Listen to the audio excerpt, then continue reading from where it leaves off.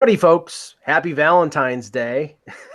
I have to. Why I do you have to. laugh when you say that? No. It's just. I laugh because I'm single, and so I don't have to take anybody out to dinner or buy any flowers. I know it's funny though because I tweeted out this morning. It's like for those who are married and those who are in love, this is a day to celebrate that. And for those who are single, this is the day where you don't have to hear Sherry's Berries commercials or 1-800-Flowers. And there's a 50% sale on Match.com. So it's like after today, it's sort of like the day after Christmas. You can ditch the music and all the romance and the high blood sugar from all the chocolates, and you can just move on to the rest of the year. Yeah, what I find is interesting on social media, the people who talk about Valentine's Day the most are those who, aren't attached. Like, it's not as big a deal for someone who has, a wife or a girlfriend or, whatever. But if for some reason, people who are single always like to kind of talk about it in just the same way you do. Like, so it is interesting. I guess it's the grass is greener on the other side. It's don't get me wrong.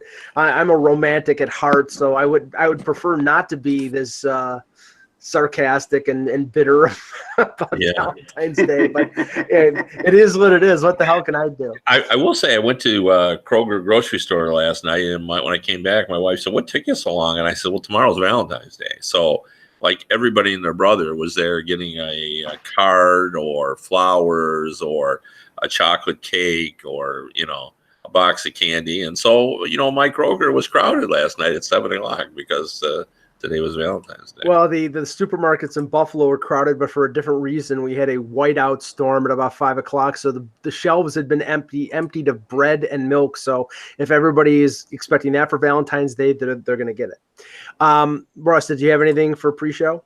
I do. So as we know, like 6 months ago, the Necco company went out of business. And when they went out of business, so did the good candy hearts for Valentine's Day. Now, the interesting part about that is Necco has been, bought by another company. I was wondering, would there be like this long supply? Because they literally make like, I don't know, it was something like 180,000 of them a day at the time. So I was thinking they might have had a backlog on them, but they didn't. So there are no Necco hearts on the market this year. Not the wafers, the candy hearts, the ones. Oh, yes. Yeah. Yes, they made those. Now, there are some other brands that are not as good, like Brock's makes them, but Brock's is more known for hard candies and caramels. And so this year, if you bought a candy heart for your wife or your girlfriend, you bought a cheap imitation. I'm just letting everybody know. I got something to add to, not to the Necco situation, but food related. And I put this on Facebook this morning, just because I was kind of flabbergasted by this. My three of my grandkids are coming in tomorrow. So I was doing some research on animal crackers. In other words, I opened up our box and was going through them and eating them. And my 10-month-old grandson, who comes to my house 3 times a week, was my research assistant on those. But what I was struck by is, when I was a kid and you got an Nabisco animal cracker box, there was some mystery to what animal you were actually eating. Like, it wasn't always clear whether it was a bear or a buffalo. They were a little lax in their definition, or sometimes it just sort of looked like an alien blob, that you were kind of devouring. And these new animal crackers, like today's, by contrast, they're works of art. Like the giraffe, looks like a giraffe. And it's absolutely amazing. And I took them out and I showed my wife. I said, "When you look at these animal crackers, they have really stepped up their game." Yeah, but it's always a headless giraffe because the long neck always gets snapped off in the box in shipping. So it's like the Ichabod crane of giraffes. I totally agree with it. My giraffes, that most of the heads were lopped off, but the ones that were left intact were magnificent. But I thought the real masterpiece was the hippo. I mean, the hippo was so clearly defined, so well sculpted. Like, it was just absolutely amazing. So bravo to the Animal Cracker company for stepping up its game. It wasn't Nabisco though. I think we had a different brand. I think it was from Aldi's. So well, the hippo has extra calories too. Anyway, let's start the show. Hello, Hockey World. Today is Thursday, February 14th, 2019. I'm Russ Cohen from Sportsology. Kevin Allen, USA Today Sports. And I'm the romantic Michael Agello, and this is the HockeyBuzzcast here on HockeyBuzz.com. All right, we are now 11 days away from the trade deadline. Everything will be focused on that on these Buzzcasts up until deadline day, when we'll have our 4 or 5 hour extravaganza, and people will be tired of hearing my voice. But let's start with this, Kev, because it seems to me right now, a week and a half out, that there's a sort of a deadlock in the sense that we've got big names that teams have not determined whether they're trading them or not. Namely, and we'll start with Ottawa, because it seems by the end of the week there's going to be some decision made between the camps of Matt Duchene, Mark Stone, and Pierre Dorian, the GM of the Senators, of whether they're going to sign a contract or go out, get traded before the 25th. That seems to me to be maybe backlogging things, and once that's determined, then things will free up a bit.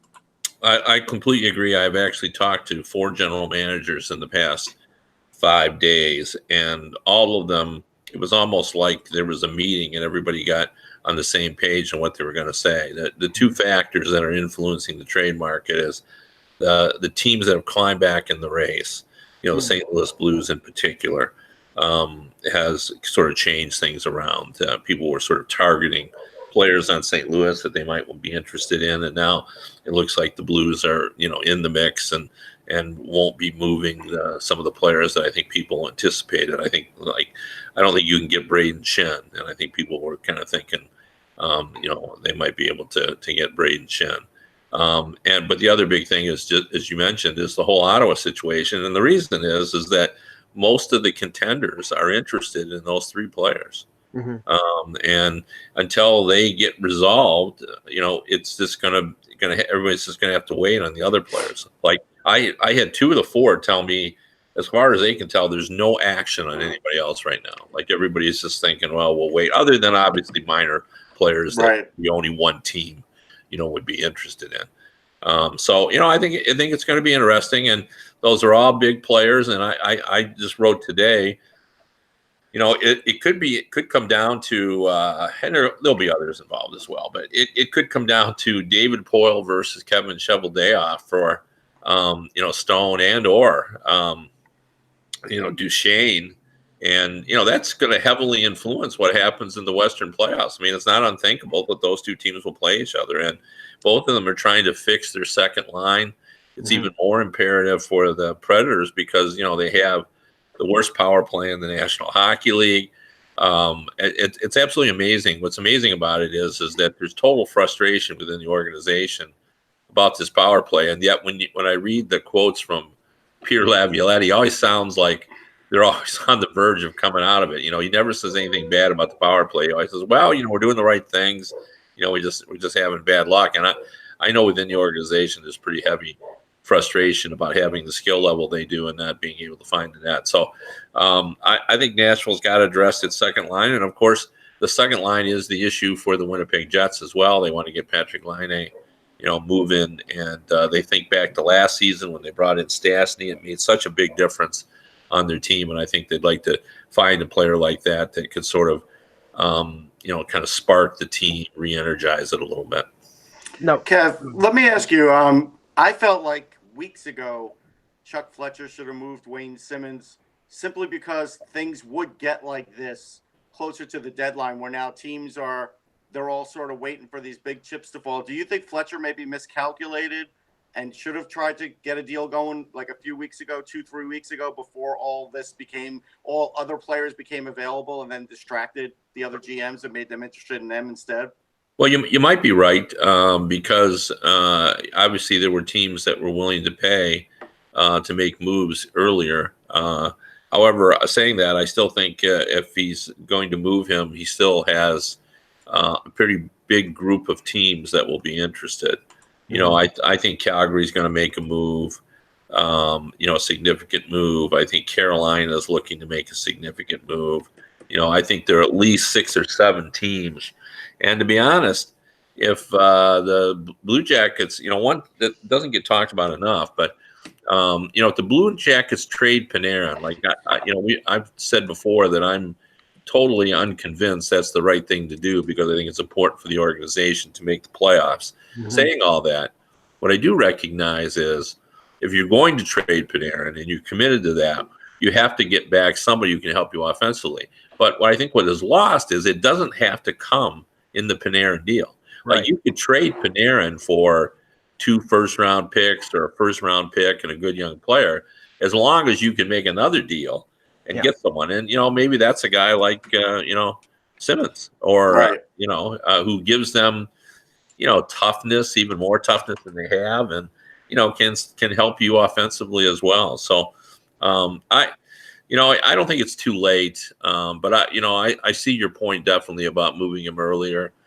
Usually, if a team is willing to pay more a little early, because they get him for a longer period of time, he can assimilate into the team. But what's interesting about the Flyers, and I know they're 8 points out, but I just did a comparison today.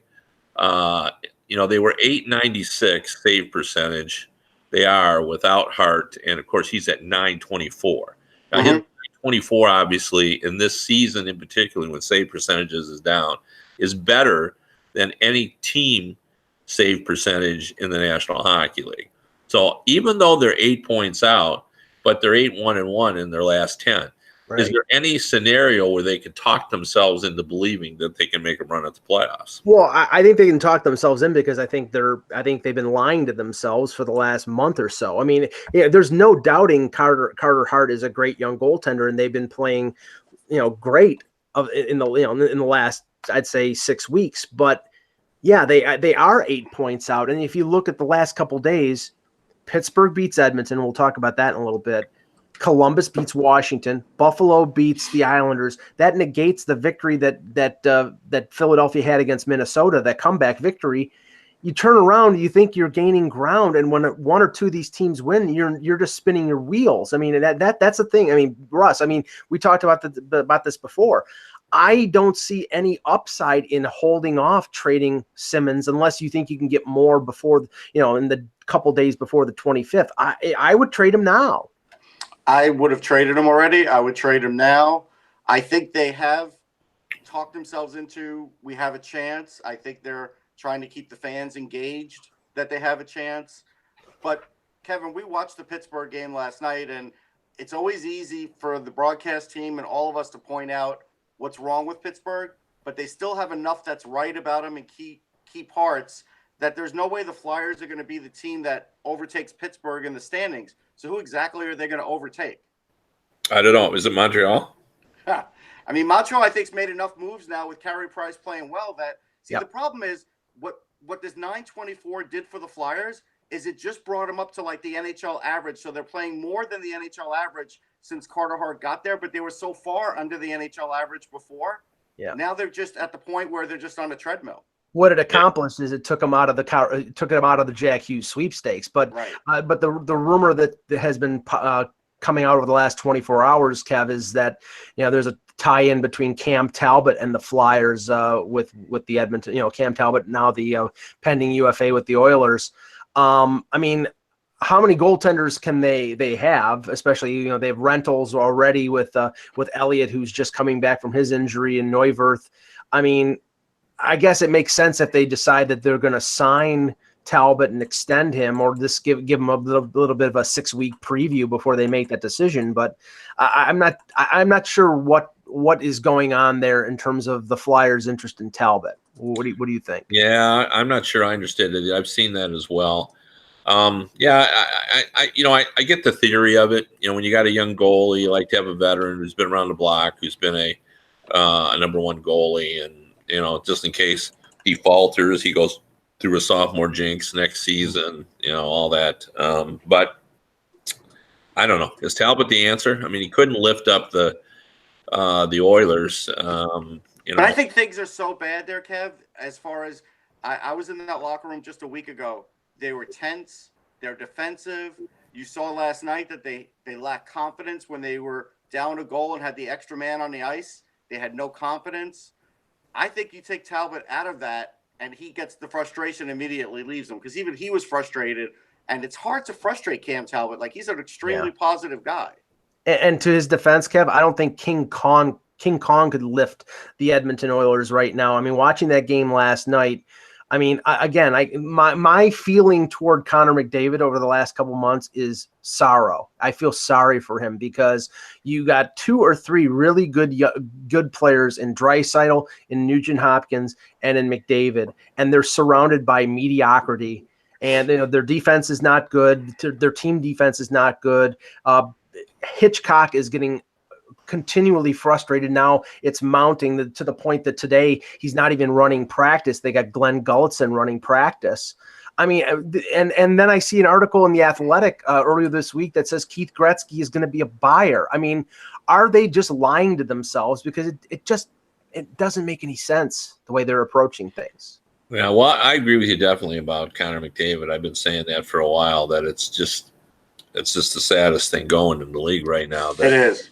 That he has, nothing.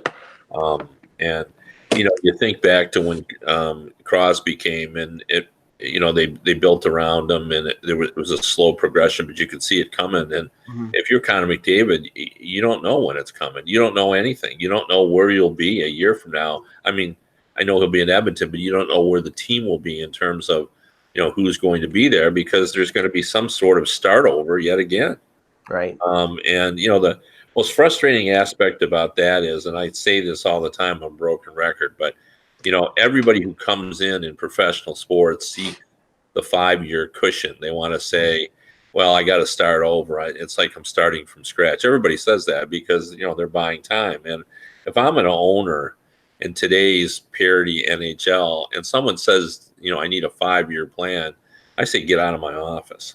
I do. I'd say, this is a parity league, and, part of the job of a general manager today is to build for the future with the draft, but also be pulling all the levers to be competitive immediately. And, I think that's just the way it is now in the league. And I want a guy who comes in confidently and says he's doing that. Now, we all know it's going to take time, but he's got to somehow try to make this Edmonton team as competitive as possible right away for the sake of Connor McDavid, and while also, building for the future. Russ, I actually think that the challenges of, and I think Bob Murray is probably going to be the GM in Anaheim after this year. I mean, he's taken over as interim coach. Yeah. And he'll probably carry on there. But whoever the GM will be in Edmonton, both of them have, I think equally challenging jobs. Not only, to sort of turn the rosters around, but also, I mean, how do they clear the cap space of guys like Lucic, of guys like Chris Russell in Edmonton, and in Anaheim, Perry, and to a lesser extent Getzlaf, because I think he can still play, or Kessler, who seems to be on his last legs. That's where, like, saying you need 3 or 4 years, I think might be accurate, because I don't know how you get rid of those players other than, like, Robidas Island, putting them on LTIR, or trading to some team that needs salary to get to the cap floor. It's difficult to dig yourself out of situations like that. Yeah, short of trading to Arizona, who's always got cap space, and every team has seemed to use them, it's going to be hard. I mean, this is the start of maybe where we could start to see some NBA-type trades where teams match up salaries, they match up players, they move them out, and somebody puts in an extra good player, so this way they can get out of the contract first. Maybe, you trade Perry, he's only got 3 years. You trade Lucic, maybe he's got 4. So, you're happy to get out 1 year earlier, so then you give him another player. I mean, otherwise, these players are there. I don't think you're going to be able to LTIR everybody. Right. I know that's been something that's been used in the past, but as an example, and Kevin can say if he disagrees, like, I don't think Roberto Luongo, if Bobrovsky goes there, will allow himself to be on LTIR. I don't think he'll finish out his career that way. I think he would just demand a trade. And so these teams, this is, the game changed 2 years ago. We talked about the Lucic contract being bad to start, but now it's worse because Lucic doesn't have the skill or the foot speed. And nowadays, skill and foot speed are 1 and 2. Speed being first, skill being second, and then toughness and everything else goes like 3 and 4. And so Lucic, and like you pointed out, Mike, he couldn't even make a play in open ice. I mean, that's these days. What are you going to do? You can't always substitute on an offensive zone situation to just put Lucic in to give him an offensive zone start. I mean, that would drive a coach crazy, but there's not much else you could do with players like that. I think Lucic could play in this league if he's making $650,000 and playing on a third or fourth line. He can't play in this league as a top 6 making $6 million. And that's the problem with Edmonton. Edmonton's playing Zach Kassian and Milan Lucic on the wings in the top 6. I mean, it's just, you're wasting McDavid and you're wasting Draisaitl putting guys who can't keep up with the pace in their top 6. Well, that's where you're going to get to the point too. Like we've talked about this before, and I think you've brought it up about the loss of the middle class. Like Lucic is really would fall into that category if you paid him to where he deserves to be paid. He's a veteran player. He'll be around the block. He should get paid a little more. But we don't have room even on any rosters for the middle class because you're paying 3 or 4 guys huge money, and then another 4 guys almost huge money, and then you have to have 7 or 8 guys that are down in the million and under range, right? And those are usually not veteran players, so he doesn't really fit anywhere now where his probably a salary deserves to be, and it will be impossible to move him as well. I mean, you're going to be looking at some point.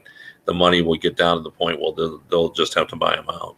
Right. Or, I mean, and this is a crass term, but I always refer to deals like this as crap for crap. But, I mean, basically it's somebody who's not working in one situation, trading him to another team for a similar player. And I know I heard rumors yesterday in baseball of Jacoby Ellsbury, who with the Yankees, who's been injured for the last year, being traded to San Francisco for a pitcher, Johnny Cueto, who had, I believe, Tommy John surgery. Essentially the Yankees are wasting $22 million a year on a guy who won't play for them. And, they might be able to trade him for somebody who may not pitch for him this year, but might pitch for him a year or 2 down the road. I mean, there might be situations where Lucic at $6 million, I mean, that contract is ridiculous and completely overpriced for what he contributes, but there might be a $6 million player out there that might be a better fit with Edmonton, and they could flip him for that. I mean, that's the only situation I see them not being able to, or being able to move him away and bring something back that can help them. I wonder if we're going to get to the point, we're seeing the market correction that Justin Verlander is upset about, where we have so many stars without contracts. I wonder if we're going to see some sort of rebellion in the NHL at some point against, kind of long-term deals, just the resistance to give them out to anybody but, the totally proven superstar. I think it's possible. I do think it's possible. And another team that I think the Boston Bruins were there was a lot of speculation they were going to be in the mix for a top 6 forward before the deadline. That sort of got ramped up a little more earlier this week with the news that David Pastrnak broke his thumb in some sort of incident after a team event.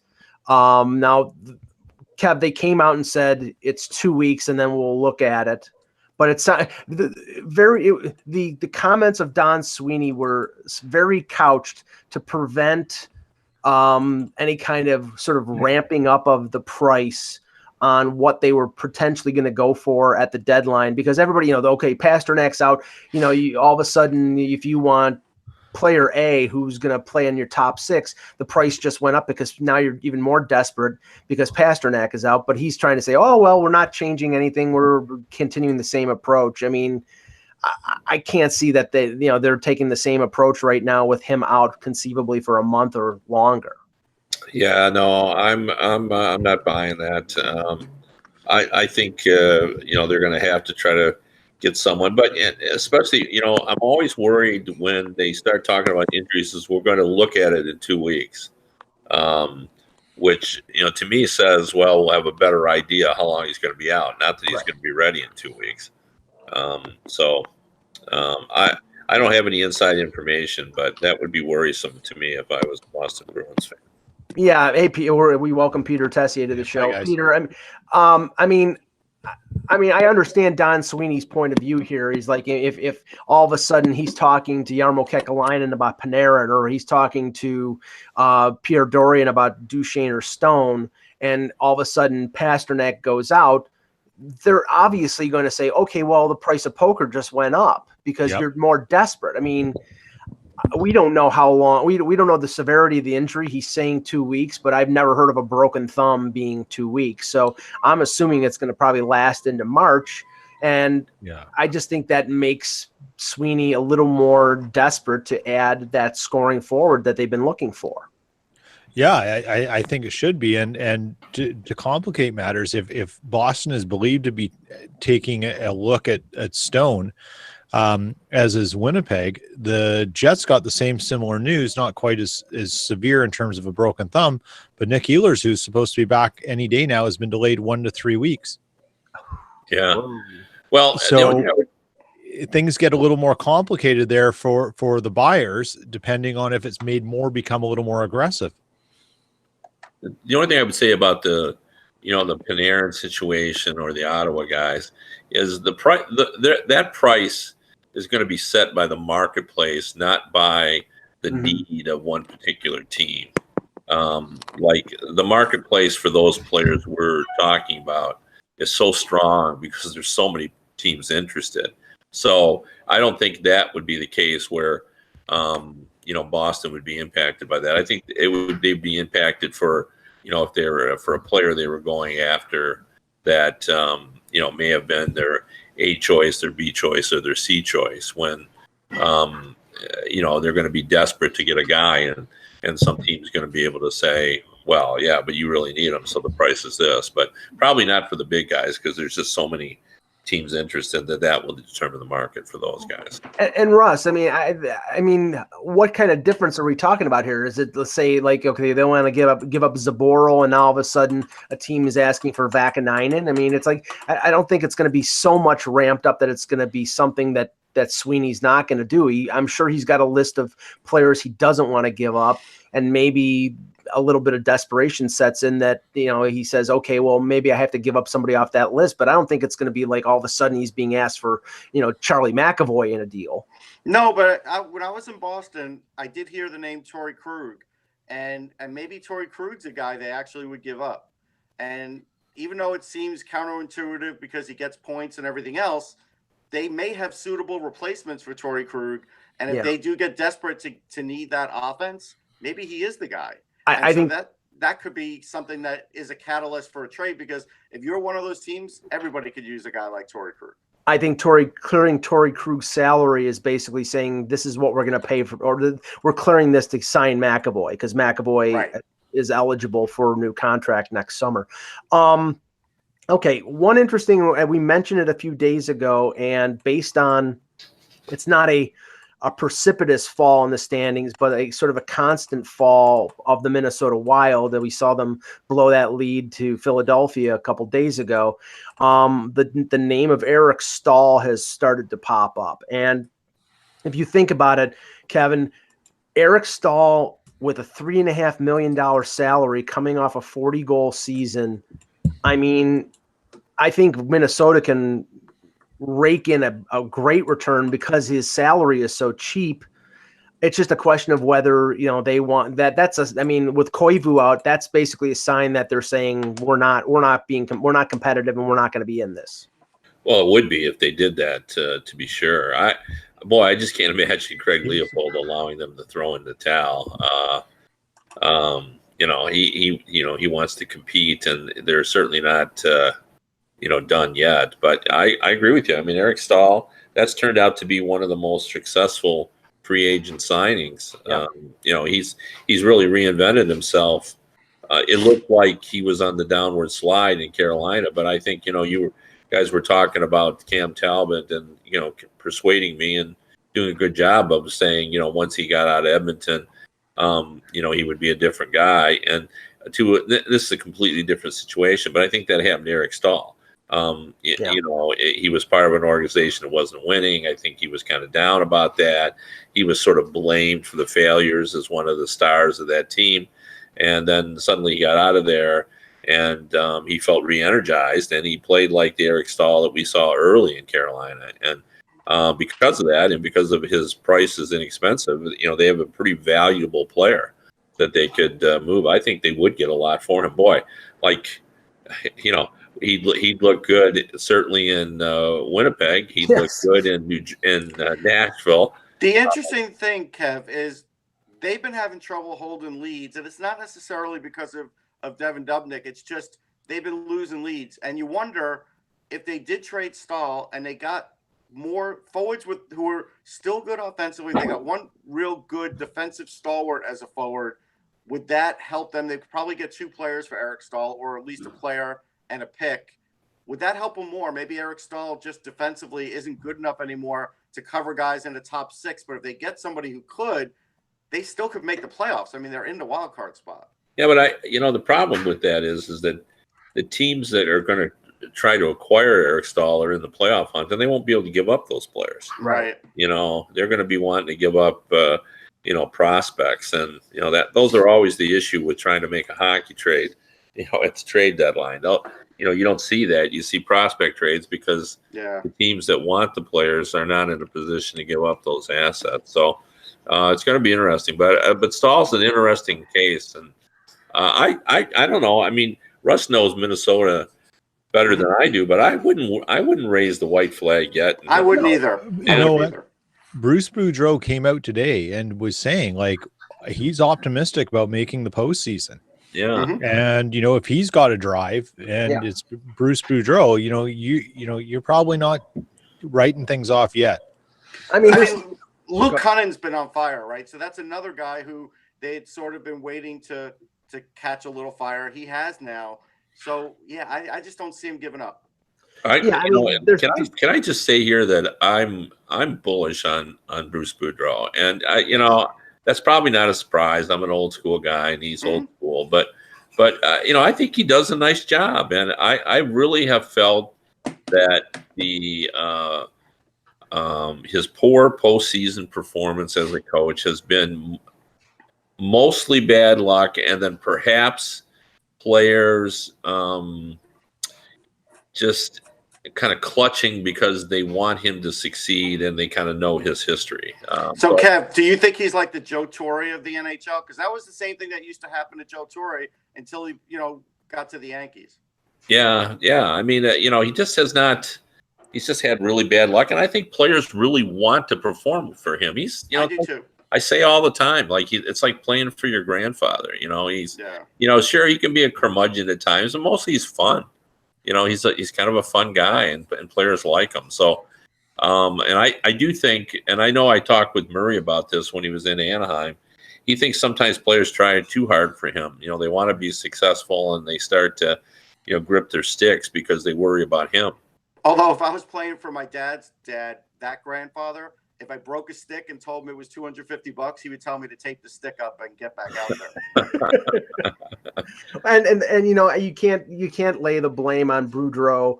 I mean, in the sense they've lost their number 1 defenseman, they've lost their number 1 center.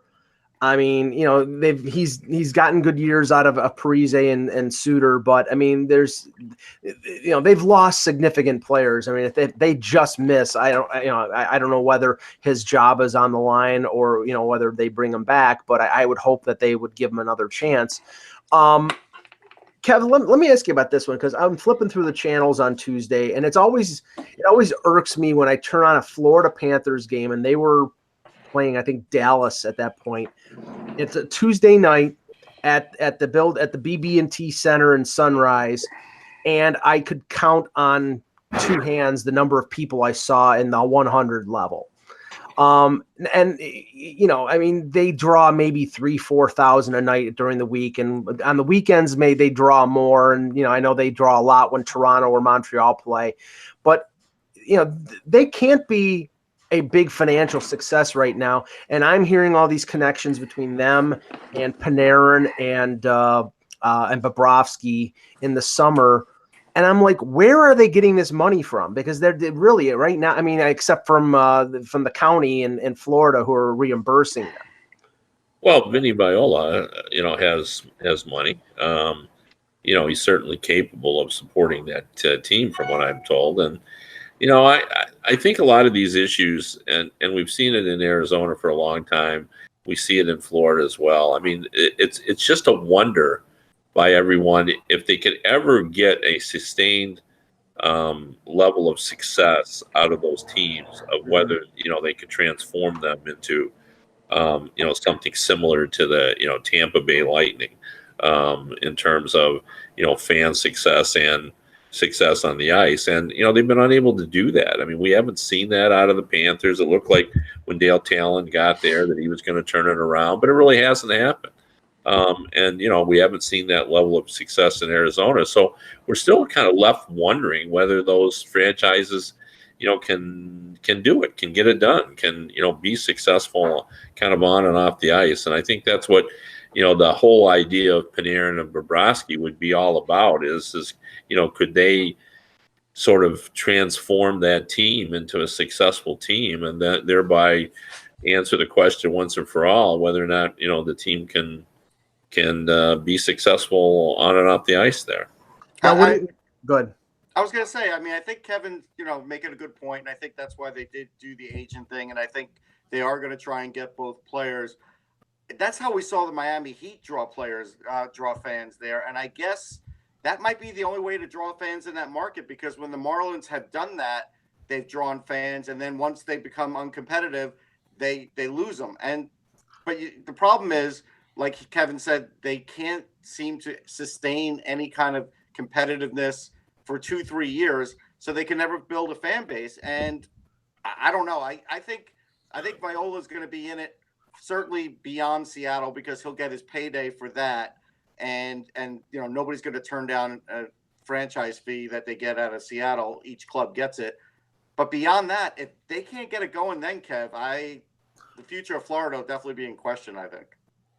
Kevin, what was the reaction from people you talk with in the league regarding the agent change of Panarin to Bobrovsky's agent, and then Panarin coming out and saying essentially, even if I'm traded, I'm not signing anywhere before July 1st? Yeah, I didn't hear much reaction to that. I think everybody's just now sort of accepting that players are much more willing to change agents than they used to be. I think, or maybe it's just drawing more attention. Maybe they used to do it and we didn't pay much attention to it. But it certainly has become more prominent. That's for sure. I mean, we've just seen it, too often now. But the idea of someone saying, "I'm not going to re-sign with any because I want to get," like that makes sense. Like, we should be shocked when players don't do that, because if you get this close, you get one shot at usually at free agency when you're in your prime, unrestricted free agency. Why wouldn't you want to explore it? Like, so I don't see that as surprising at all. And that's why, Peter, I think that the Jacob Trouba situation in Winnipeg is going to come to a head this summer, because I can't see them going to arbitration, accepting a 1-year deal and letting him walk when he's an asset that you can get a lot of return for. And maybe you could even get a defenseman who fills the spot for him. And although he probably won't be as good, but you've got to do that if you're to manage your assets going forward, rather than going for it all, having him as an own rental and letting him walk in the summer of 2020. Absolutely. Look, the Winnipeg Jets have a lot of balls in the air this offseason, and there's a lot of moving parts there because of the salary cap, because of the Jacob Trouba issue, and because to manage it all, you're going to have to not just sign guys, you may have to move guys, bring different ones in to where your assets are strong, which is your forward group, to sign to fix. If Trouba leaves, you need to replace defense. You've got to bring someone in after that. There is so much that could potentially move with Winnipeg, and the roster will look vastly different than last year or this year. Is a real possibility. I think Jets fans have to understand that if you want to remain competitive, it's not so much about, oh, we're giving up our good guys. No, you're restructuring where you're rebalancing where the goodness is in your team, where your strengths are, and that takes moving parts. Yeah. Now, Kev, I needed to ask you this question because Russ and I were talking before the show about some of the things going on with the Leafs right now. It's been 2 weeks since they made the deal for Jake Muzzin, and everybody is basically saying, maybe they paid a little bit too high of a price, but it was a good ad. He's a top 4 defenseman. He's played well there. There's no complaints on that score. But 2 weeks in, originally when he was acquired, Kyle Dubas, the Leafs general manager, came out and said, well, Muzzin's going to play the right side. Daryl Sutter, his former coach, comes out in an interview on TSN and says he's never played the right side in his life. He's played the left side. Mike Babcock decides to play Muzzin on the left side with Morgan Riley, moving Riley over to the right. After 2 weeks, now in the middle of the game on Tuesday in Denver, he switches Riley back to the left side, moves up Ron Hainsey, which was the whole sole purpose of getting Muzzin, was to demote Hainsey to a lower pairing and limit his ice time. And now all this trade has done is failed to address the chink in their armor, which is the right side of their D. And Babcock has put Muzzin on the second pairing with Nikita Zaitsev and kept Hainsey and Riley together. My question is, Dubas goes out and addresses a need, but it sounds like he didn't communicate, or there was no communication between him and Babcock, because Babcock 2 weeks later is doing what he wants to do. And now the problem that was there 2 weeks ago is still there. Well, as a guy who has studied Mike Babcock, I will tell you, number one, Babcock will always do what Babcock wants to do, always. And number two, there's nothing more temporary than a permanent move by Mike Babcock. And so I would say that before the playoffs begin, you'll see a lot more permutations. Mike is an experimenter. Yeah. He always has been. He'll fool around, he'll tinker, and then he'll get settled in. And I guarantee you that by the playoffs, he'll have whatever's available to him, he'll have them in settings that give them the best chance of winning. But he likes to see how guys play with different guys, and he's always been like that, and he's always been kind of a tinkerer. But once he settles on something in games that are really, really count, he's usually right. So I laughed when I heard Sutter because I know Mike so well, and I almost felt like whatever Sutter said, Babcock was going to do the opposite, because and just in the name of experimentation. Ken Holland has said many times that Mike Babcock was the most prepared coach he ever saw. Now, he had Scotty Bowman, right? Ken did, but he just thought for game preparation, like Babcock was unparalleled in his preparation, and he just works at trying to figure out what's best for each game, and I just would learn to trust him if I was the fan base. Russ, I'm not saying he's throwing Kyle Dubas under the bus, but I think what he is doing is he has a certain belief.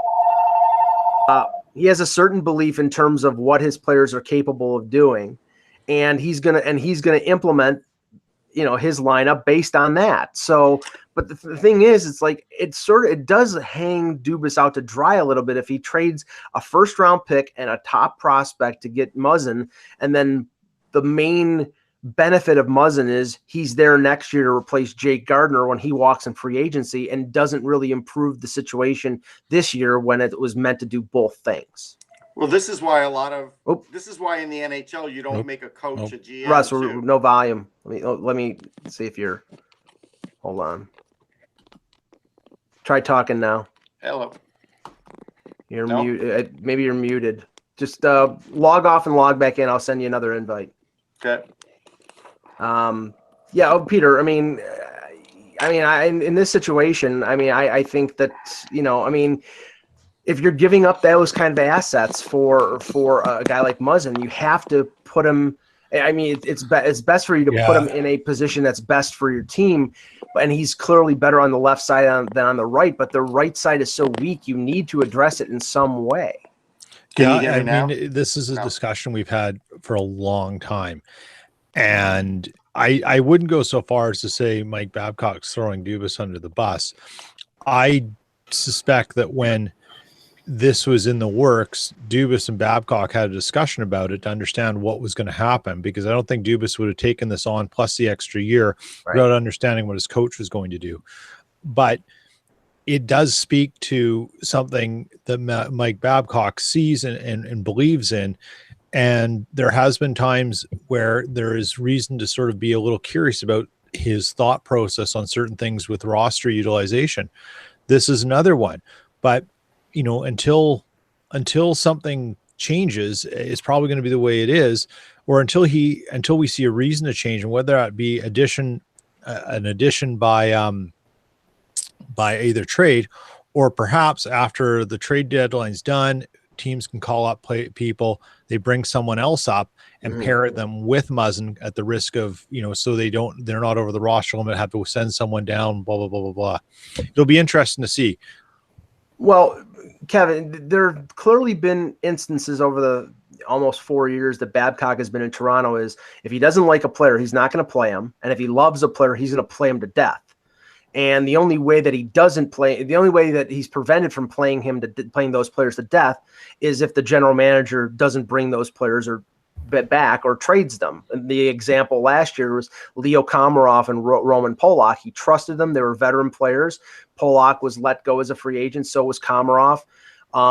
This year he's overplaying Ron Hainsey. He trusts him. He's 37 years old. He's playing him over 20 minutes a game. And there have been instances where guys like Josh Levo, who's having a little bit of success in Vancouver, would barely play. He didn't play like 9 or 10 games last year and was a fourth line guy this year, and then eventually got traded. So he has his favorites. And I know that the rumors have come up recently about Luke Glendening. And he's definitely a Babcock soldier, somebody he loved in Detroit.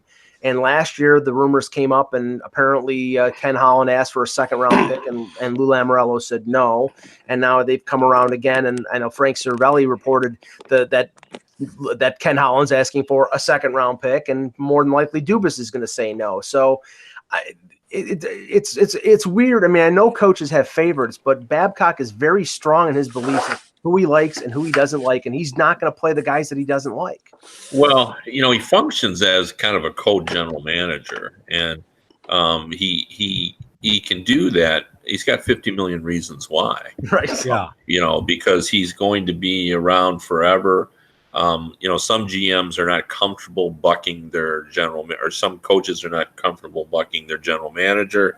Mm-hmm. You know, he is. He's going to do what he wants to do, and you know, it's just one of those things. And you know, if you're Dubas, you just have to accept that. I get the whole Glendening thing. I don't even know why the Red Wings would trade him. Like, he's a valuable role player, and he doesn't make that much money. He's probably paid a little more than you'd like him to be, but he's got speed. He can compete against top players in the league. He can win a face-off.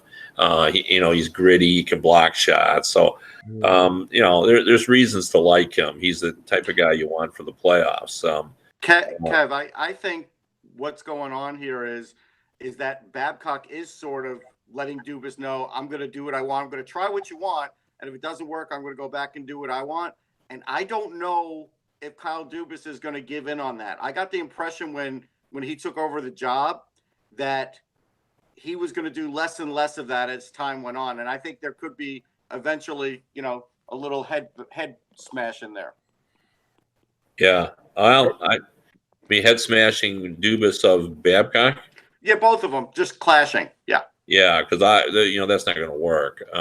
No, but I think it could happen because like Mike had pointed out with the move with Muzzin, it seemed like a naturally great move, and then he just undid it. And so now I don't know if there's another move that Dubas can make to satisfy Babcock on the blue line that's going to fix things. And if it doesn't fix things, then Babcock's going to basically say at the end of the season, get me this or that. And Dubas is going to look at the cap and say, I don't know if I can do that. And I think that's when they might start to have problems with that. Yeah, but I wouldn't even say he's undone it yet. You know, I think we need to see what happens kind of going forward. I think you're still in the Mike Babcock, let me see what I have here, you know, phase. You know, I mean, first and foremost, Babcock's going to do whatever he thinks is going to be the winning formula. And, you know, I don't think he does things just to go against Dubas. I think no. But I don't think he's willing to, like you said, he's such an experimenter. I think when he and Dubas come to a decision that something's going to fix it, I don't think he'll stick with it long enough sometimes to see if it's going to fix it. He tends to go back to what he wants to do. Yeah. No, if that's true, if he doesn't think it works. Yeah. And the whole point of going out and acquiring Muzzin or going out and acquiring a top 4 defenseman, I mean, they need to address the right side. They need to address the right side. And they, you know, when the deal was made, Muzzin's going to play the right side. And now he's played 2 shifts on the right side. And like Kev, I'll bring up an example. I remember interviewing Babcock his last year in Detroit. He came into Philly, and one of his gripes was he's got all left-handed guys on the power play. Yet he didn't say Ken Holland's not getting me anybody right-handed, but he said, hey, I only have left-handers there. Now, that didn't mean there wasn't somebody that Ken Holland couldn't call up that was a righty, I'm sure. But then Holland probably knew Babcock wouldn't play him, so then he ends up just playing all lefties. Yeah, no, that's true. Yeah, I get over that. Let's finish out the show with our little game here. I'm going to throw out about 4 names here of players who have term left on their contract who have now been, at least to some extent, been mentioned in trade rumors. The options here are whether they'll be traded by the deadline, whether they'll be traded over the summer, or whether they won't be traded at all. First one is Ryan Getzlaf. I know Eck mentioned it earlier in the week. He's got 2 years left at $8.25 million. I think he's still still an effective player, but he's definitely slowed down over the last few years. Peter, deadline, summer, or nada? Nada. Okay, Russ. Who was the player? Getzlaf. Oh, Getzlaf. I'm gonna still say nada. Okay. Kevin? Nada. Yeah, I don't see him getting traded. Okay. Ilya Kovalchuk, 2 more years after this year at $6.25 million. He's a 35 and over contract, which means if he retires, if he's, basically you're going to get hit with the cap hit. Now I know it was front loaded, but LA is obviously retooling, rebuilding. Russ, deadline, summer, or nada? I'm going to just say nada because as abysmal as he has been this year, I don't think there'll be a team out there willing to swallow the cap hit. I don't even think Arizona would be willing to do it for him. Kevin?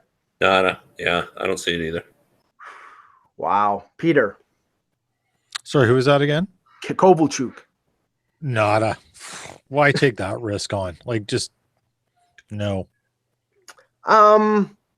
I think if somebody was desperate enough and they had to give up nothing, literally nothing, somebody would do it. I'll say summer. Somebody will take the chance. So what are you saying? The pick will be he'll get traded for a conditional 7th, and the other team will never meet the condition, and they'll never have to pay the pick. Exactly. The condition will be the apocalypse. That'll be the condition. Right. Jonathan Quick. I believe he has 4 years left at $5.8 million. Kevin, deadline, summer, or nada?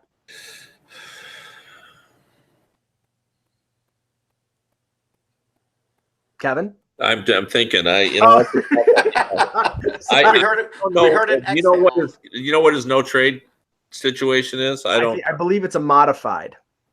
I'll double check, but I believe it's a modified no trade. Well, I'm going to say no. I think there are certainly teams out there that would like to have him, but the teams that would want him, I'm not sure he would go to. Actually, according to Cap Friendly, he has nothing. No trade protection. And his contract is how much? Does it say? $5.8 million for another 4 years. I'm going to say summer. Okay, May Russ? not be this summer though.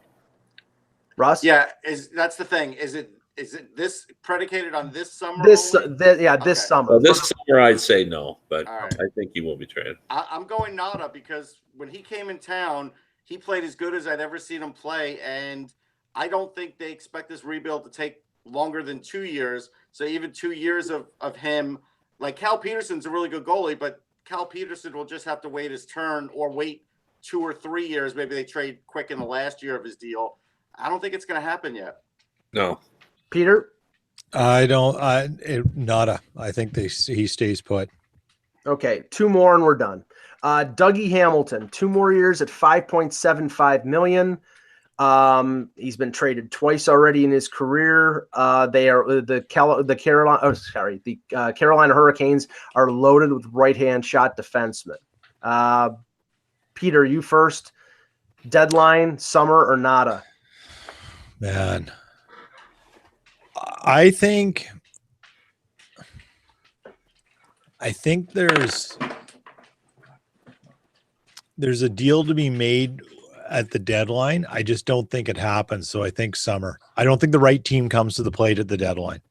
Yeah, summer. Yeah, I'm going to say summer too. I think they're going to move one into defenseman, and it's just Brendan Moore just prefers the other guys. So Yeah. I just think, he's the guy that makes the most sense to move, and I think you can turn him into a forward. Yeah, Falk has been there for a long time. He's been a steady guy. Pesci's locked up for 5 years, and Hamilton's the new guy. So I'll say summer. I think he's going to get traded though, and I know that there's been a lot of Leaf Carolina rumors. I don't think they're interested in Dougie Hamilton, but I mean we'll see. And just for my amusement here, Russ, we'll end on this one. William Nylander, 5 more years at $6.9 million. Deadline, summer or nada? Russ. Summer. Peter. Nada. You don't think they'll trade him? Okay. Not this summer, no. Okay. Kevin, William Nylander. It's a tough one. I'm going to say summer as well. We're going to have to move somebody. Yep. I'm going to say summer for Dougie Hamilton too. I don't think it's deadline. Okay. I think summer for Nylander for the reasons I've mentioned ad nauseum on the show, especially if Kasperi Kapanen and Andreas Janssen continue to score. They're probably going to make more than I think the Leafs would want, even on bridge deals. And if that happens and Marner makes $10 to $11 million a year, then I think they're going to have to trade Nylander. So, okay, great show, guys. We'll be back tomorrow, probably an early morning show, but we'll let everybody know. For Kevin Allen, for Peter Tessier, for Russ Cohen, I'm Michael Agello. Thank you for watching. And remember, without the buzz, it's just hockey.